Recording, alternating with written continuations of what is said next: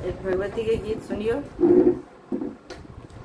मैया सजल नयन साता को एक बेर हमरा पर, आस करब हम ककरा पर ना।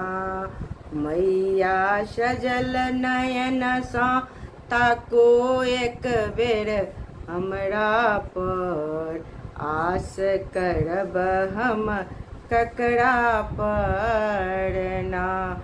आस करब हम ककरा पर ना। मन में मंदिर एक बनाएब, ओहि में मैया के बैसाएब। मन में मंदिर एक बनाएब,